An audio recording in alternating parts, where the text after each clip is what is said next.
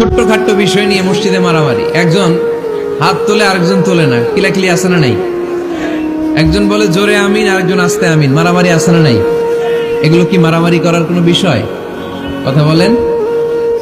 সালাতে ফরজ আছে, ওয়াজিব আছে, সুন্নাহ আছে। খেয়াল করে বুঝবেন, ফরজ যদি নষ্ট হয় সালাত ভঙ্গ হয়, you have to repeat your সালাত। ওয়াজিব নষ্ট হলে সালাত ভঙ্গ হয় না, নতুন করে পড়া লাগে না,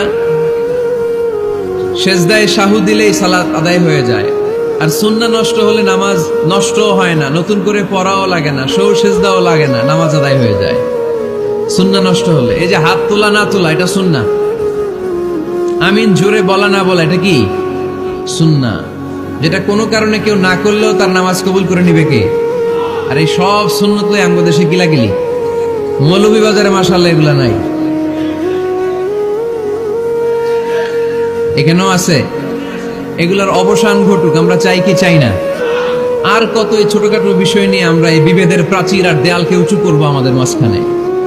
কবে আমরা ঐক্যের সিন্ডিকেট করব? কবে? আর কবে সাদা মনের মানুষ হব? কবে? আর কত? অনেক হয়েছে, আর না, এবার থামেন। বিভেদের প্রাচীরকে ভেঙে চুড়িয়ে দেন।